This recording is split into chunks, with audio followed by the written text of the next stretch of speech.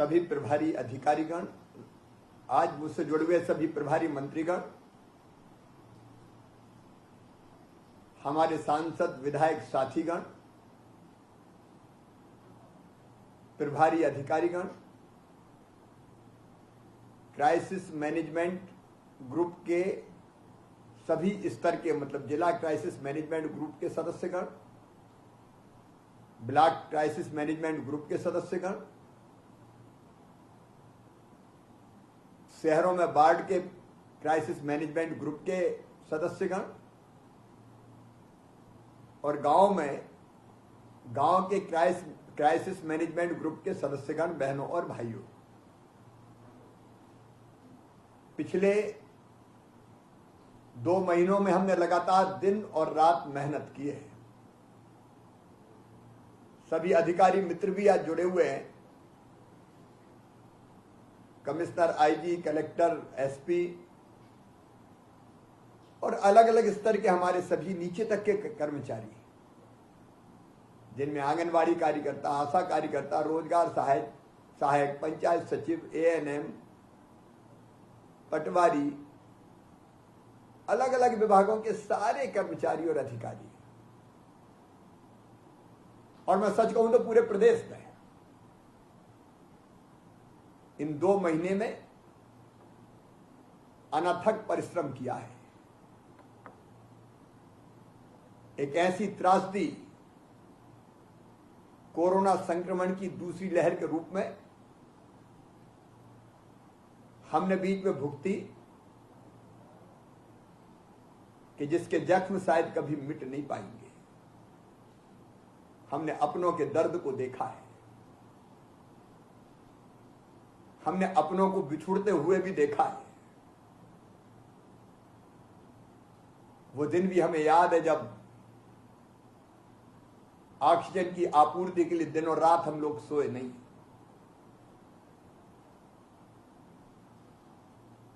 एक नहीं,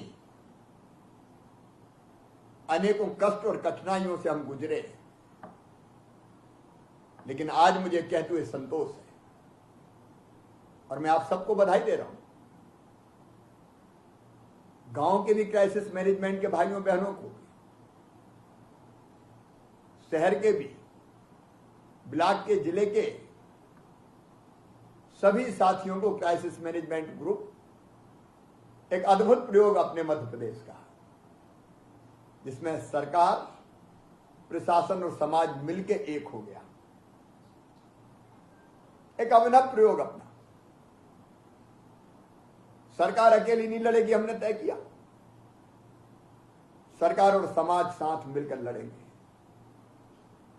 और आज मुझे कहते हुए असीम संतोष है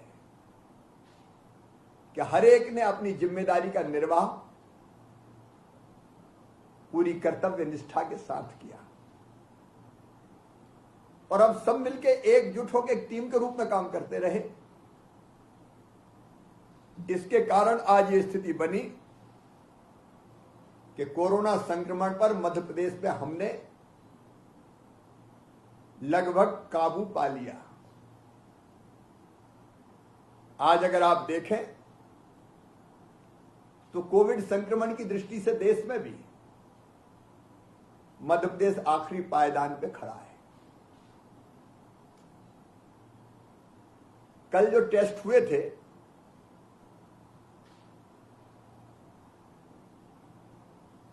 भारी संख्या में टेस्ट होने के बावजूद भी 75,000 से ज्यादा टेस्ट हुए, लेकिन उसके बाद भी पॉजिटिव केस आए 1640।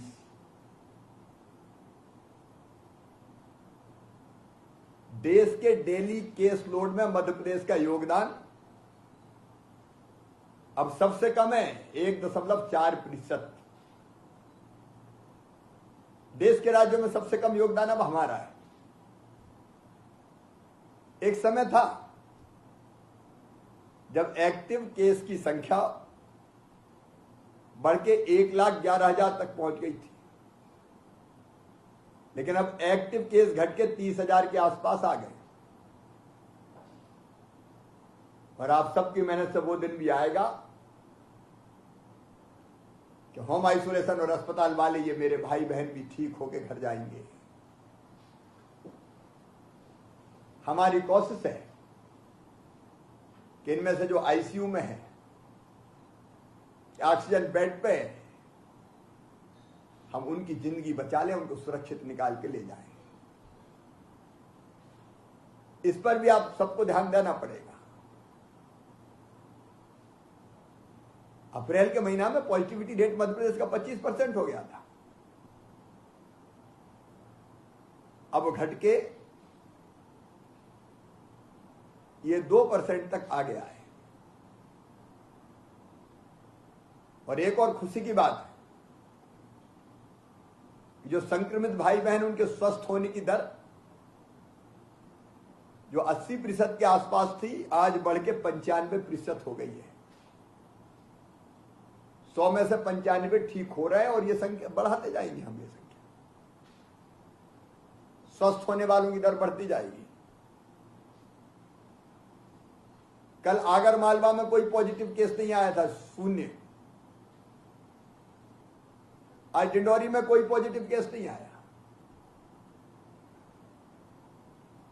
टेस्ट नहीं घटेले, पॉजिटिविटी घट गई। केवल 3 जिले अब ऐसे हैं मध्य प्रदेश में जिनकी पॉजिटिविटी 5% से ज्यादा है, जहां विशेष सतर्कता की अभी भी आवश्यकता है। इंदौर, भोपाल और सागर। मुरैना एक ऐसा जिला है जहां 2-3 दिन से लगातार केस बढ़े हैं, 75 के आसपास उनकी संख्या कल आई। वो मेरे लिए चिंता का विषय है। कल मैंने वहां की क्राइसिस मैनेजमेंट ग्रुप से चर्चा की थी और मुझे विश्वास है कि वो पूरी सजगता बरतेंगे। लेकिन बाकी जिले अद्भुत काम किया है। अब आज मैं देख रहा था, डिंडोरी में तो 0 है, लेकिन बुरहानपुर में 1, खंडवा में 1, कटनी में 1, आगरमालवा में 1, टीकमगढ़ में 2, सिंगरौली में 2, हरदा में 3, अलीराजपुर में 3, मंडला, झाबुआ, दतिया 4-4, अशोकनगर में 4। कई जिले ऐसे हैं, विदिशा, छतरपुर, पन्ना, शहडोल, बड़वानी, देवास, सतना, उमरिया, छिंदवाड़ा, भिंड, शाजापुर, 10 से नीचे पॉजिटिव केस है। मतलब जो टारगेट हमने तय किया था 31 तारीख तक 0 तक ले जाने का, उसको प्राप्त करने में इन्हें सफलता प्राप्त कर ली है। बुरहानपुर, खंडवा थोड़ा थोड़ा अनलॉक किया हमने कहा प्रयोग करके देखे। उनने बहुत सफलता के साथ, सफलता पूर्वक थोड़ी चीजें खुली भी और पॉजिटिव केस बढ़ने नहीं दिए। इनमें डिंडोरी, आगरमालवा, कटनी शामिल ही है।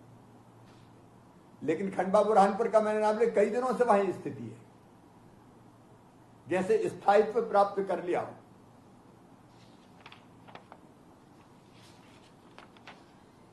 लेकिन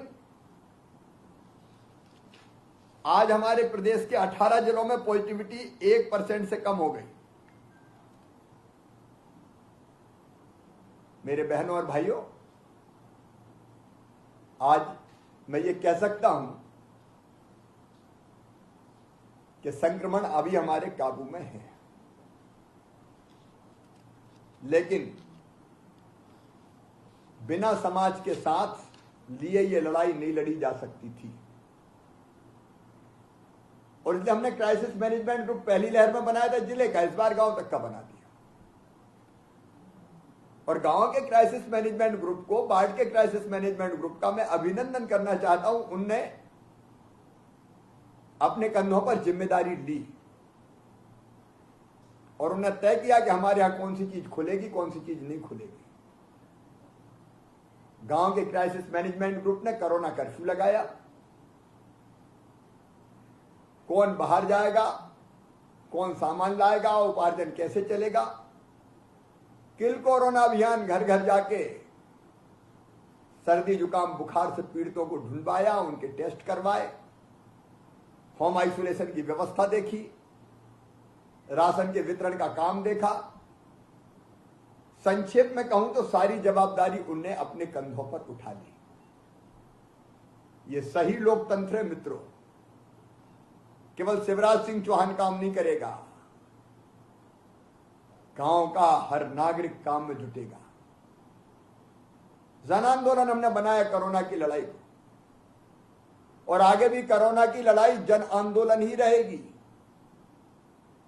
ये केवल सरकार की, केवल मंत्रियों की, केवल विधायक सांसद की, केवल कलेक्टर एसपी की लड़ाई नहीं है। और अब तो मैं उत्साहित हूं, कई तरह की और जवाबदारियां क्राइसिस मैनेजमेंट ग्रुप को सौंपेंगे। ये क्राइसिस मैनेजमेंट ग्रुप सरकार की योजनाओं के क्रियान्वयन में भी महत्वपूर्ण भूमिका का निर्वाह करेंगे। मैं एक बार सबको बधाई देता हूं। कल एनडीए की सरकार के 7 साल पूरे हो रहे हैं। माननीय प्रधानमंत्री जी के 7 साल पूरे हो रहे हैं। कल उस अवसर पर आप सबको ध्यान होगा, हमने बच्चों के कल्याण के लिए, वो बच्चे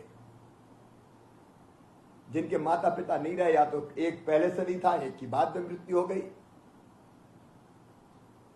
जो अनाथ हो गए। और मैं अनाथ इसलिए नहीं कहूंगा कि अपने रहते कोई बच्चा अनाथ कैसे हो सकता है। हम लोग काय के लिए, हमारे रहते कोई बच्चा अनाथ नहीं रह सकता, इसलिए उनके लिए योजना बनाई। और मैं प्रधानमंत्री जी को धन्यवाद दूंगा, उन्होंने भी पीएम केयर फंड से ऐसे बच्चों की परवरिश और बाकी चीजों के लिए एक और स्कीम लॉन्च की घोषणा की है। अब मध्य प्रदेश की योजना, तो कल मध्य प्रदेश की योजना हम कल लागू करेंगे, मुख्यमंत्री बाल सेवा योजना। ये सरकार के 7 साल पूरे होने पर, मोदी जी के प्रधानमंत्री बनने के 7 साल पूरे होने के अवसर पर कल इन बच्चों के खाते में पैसा डाला जाएगा। जितने नाम कंप्लीट है, जिले के कलेक्टर्स बैठे, पोर्टल पर अपलोड हो गए, कल उन बच्चों के खाते में पैसा जाएगा। जहां फॉर्मेलिटीज पूरी नहीं हुई, पूरी कर लें। सब बच्चों को हमको कवर करना है, तो औपचारिकता पूरी कर लें। निःशुल्क राशन देने की व्यवस्था, ऐसे बच्चों को शिक्षा देने के लिए भी हमारा संकल्प है।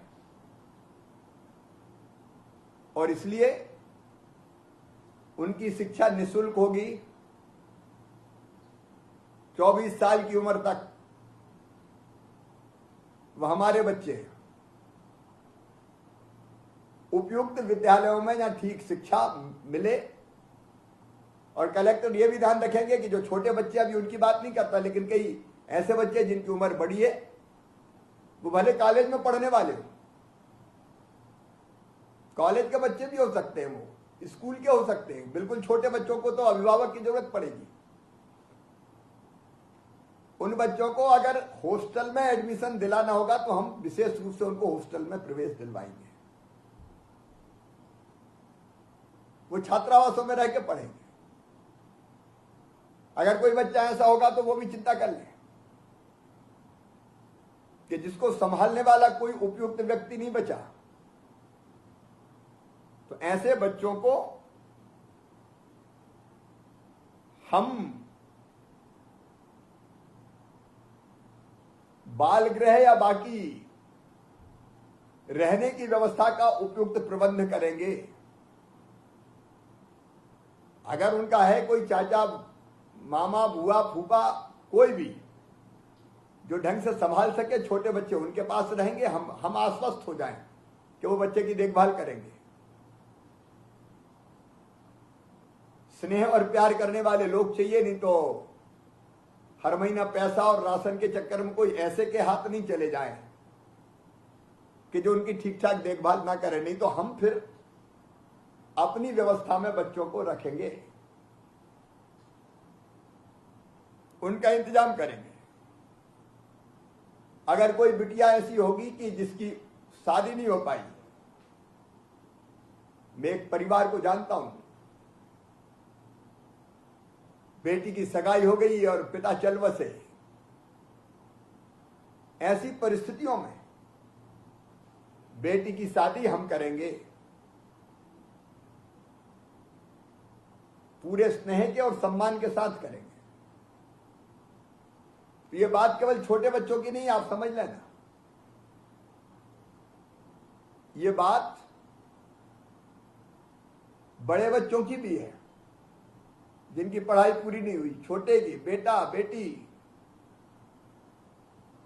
मेरा भाव आप समझ गए होंगे। जिन बच्चों को लैपटॉप की जरूरत है उनको लैपटॉप भी दिया जाएगा, वो योजना में मैं जोड़ दूंगा। शादी, लैपटॉप, अवयस्क बच्चों की देखभाल सब सम्मिलित रहेगा। उन बच्चों की पूरी जवाबदारी हमारी है, समाज की है। तो उस जिम्मेदारी को मैं मानता हूं कि कल सब बच्चों का जो प्रक्रिया वो पूरी नहीं हो पाएगी, लेकिन कल मैं चाहता हूं कि कुछ बच्चों को इस योजना का लाभ दे दूं। कल का दिन शुभ दिन है, कल ही मैं डालना चाहता हूं। कलेक्टर्स उसकी तैयारी कर लेंगे। मित्रों, आप सबसे मेरा निवेदन है, अब इस संक्रमण को नियंत्रित किया है, संकट समाप्त नहीं हुआ है, और इसलिए हमको अत्यंत सावधान रहना होगा। घटते घटते ये कोरोना बढ़ जाता है, बड़ी बहरूपिया बीमारी है ये। इसलिए जहां जरा भी असावधानी रही है, कब बढ़ जाएगा इसका कोई ठिकाना नहीं है। और सावधान जिले के प्रशासन प्रभारी मंत्री से लेके गांव की क्राइसिस मैनेजमेंट कमेटी तक को रहना है। पहले भी आपने फैसला किया कोरोना कर्फ्यू लगाने का, आपने संकल्प किया मेरा गांव कोरोना मुक्त गांव, मेरा वार्ड कोरोना मुक्त गांव वार्ड। आगे भी आप ही फैसला करेंगे। अब हमको धीरे धीरे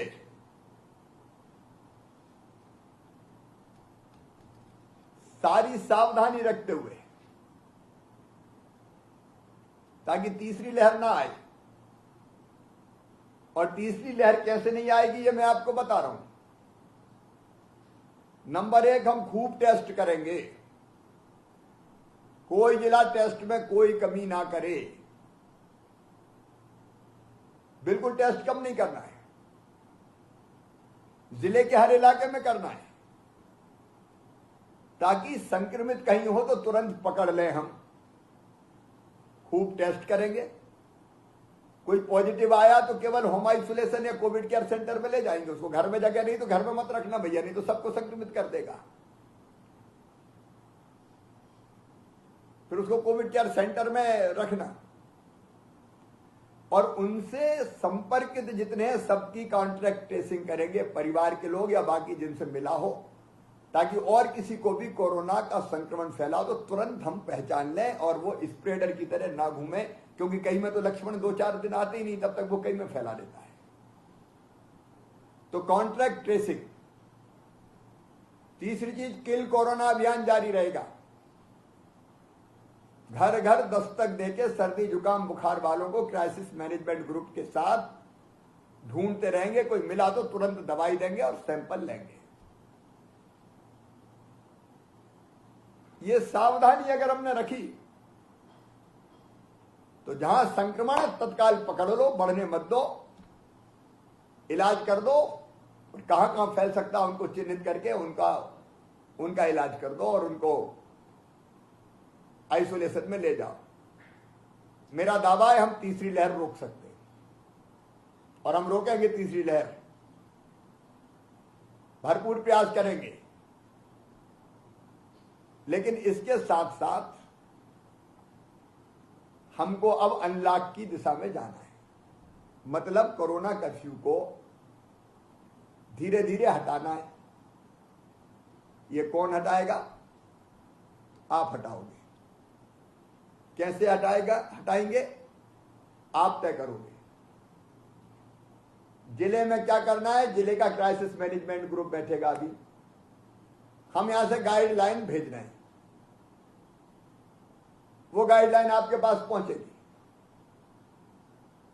वो गाइडलाइन आपकी मार्गदर्शिका के रूप में काम करेगी, लेकिन अंततः फैसला आप करोगे वहां की परिस्थिति को देख के।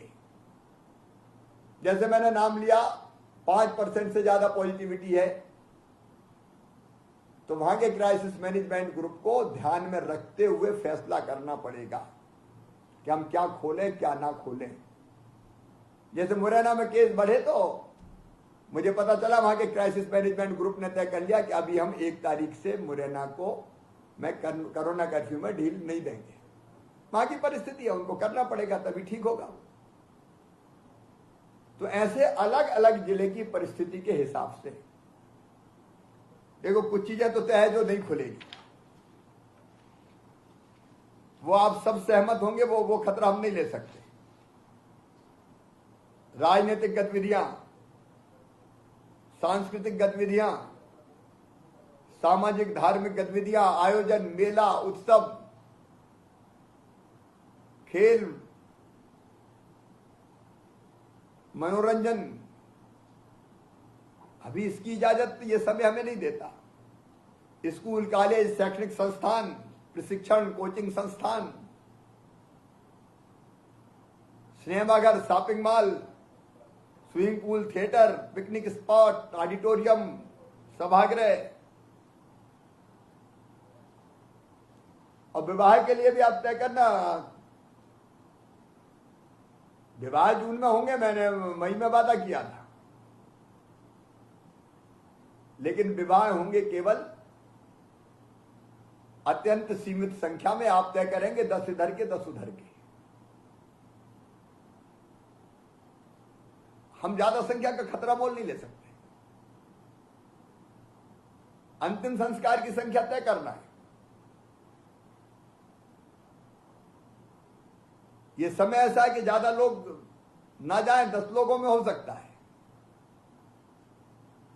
मृत्यु भोज में से भी सामाजिक बुराई है, करना तो 10 लोगों में करेंगे। कई ऐसी चीजें हैं कि जिससे संक्रमण बढ़ सकता है। एक मंत्री समूह ने सुझाव दिया था रूल ऑफ 6, मतलब 6 से ज्यादा लोग इकट्ठे नहीं होंगे, सीमित संख्या रहेगी। और प्रतिबंध से मुक्त भी कई गतिविधियां हैं। आपके पास गाइडलाइन भेजी जा रही है।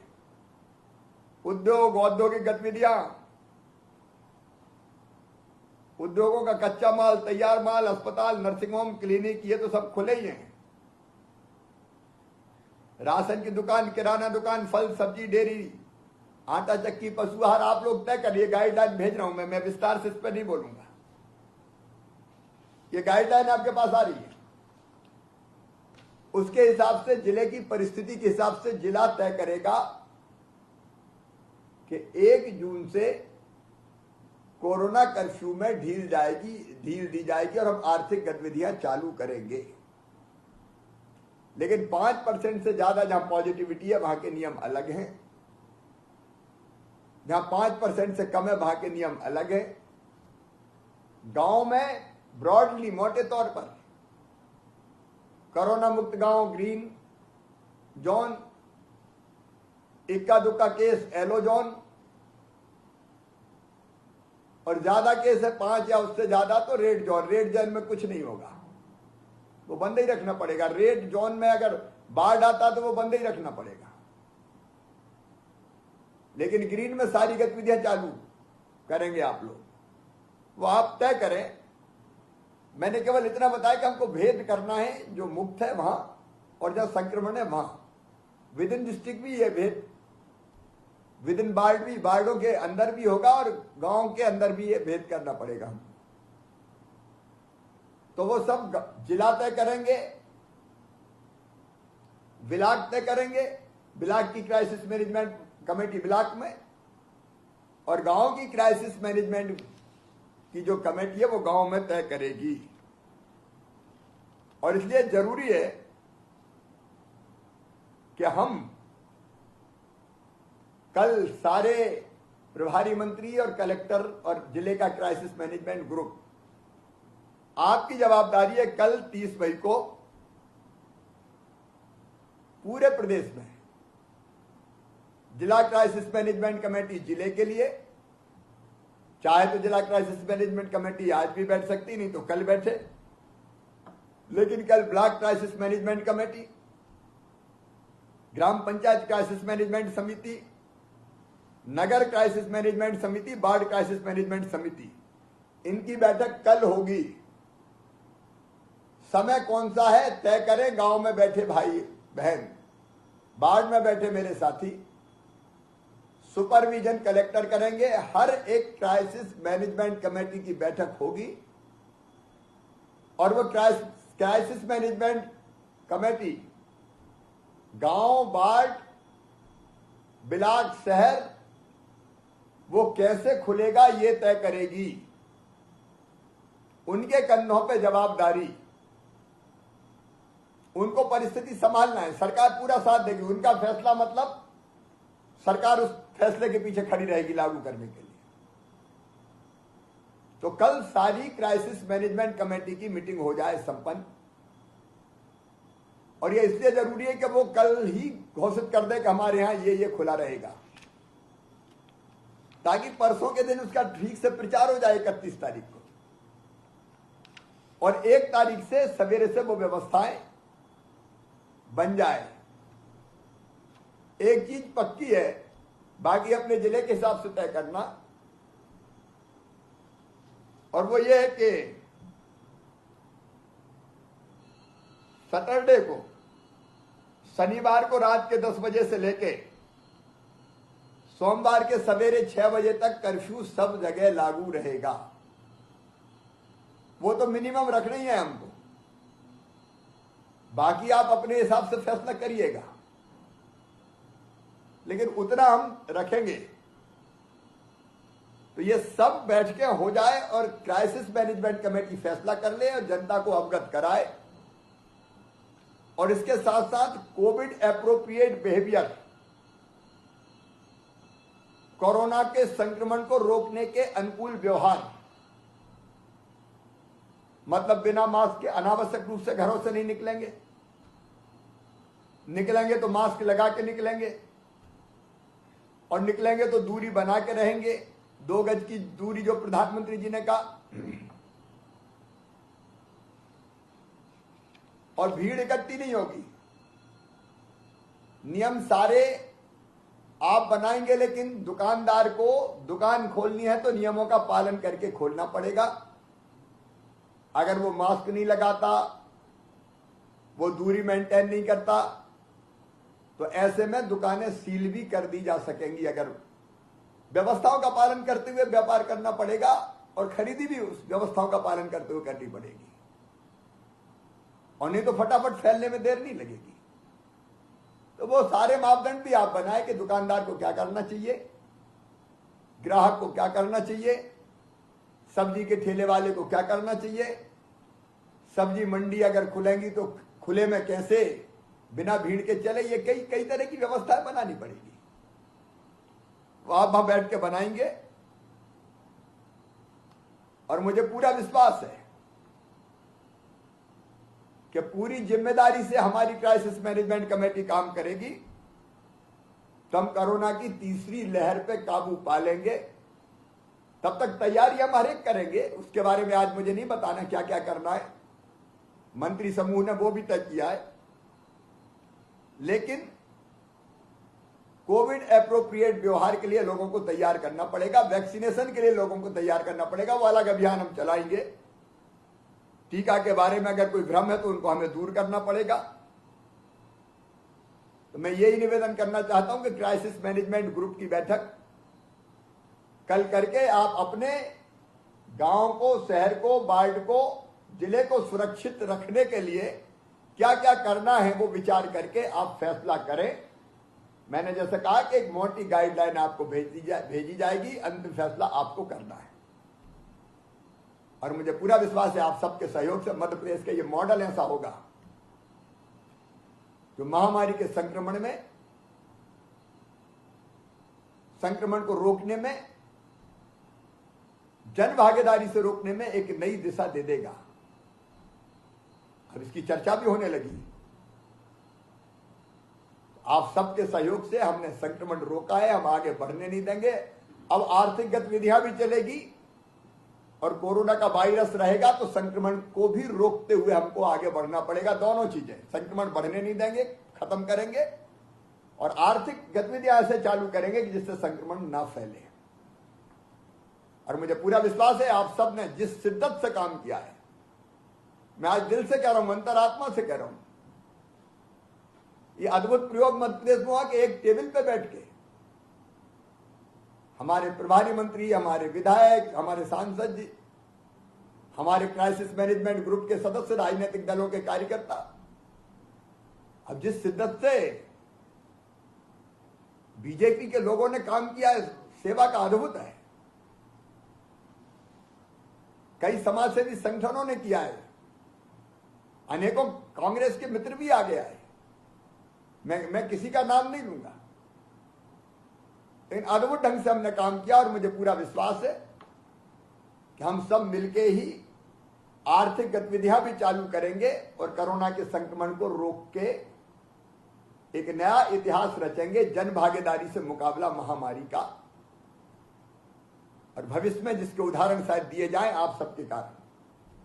एक बार फिर मैं आप सबको हृदय से धन्यवाद देता हूं, लेकिन फिर कहता हूं सावधान रहना है, अपने जिले को बचाना है हमें, और वो जिम्मेदारी आपकी है। मैं आपके साथ खड़ा हूं। बहुत बहुत धन्यवाद।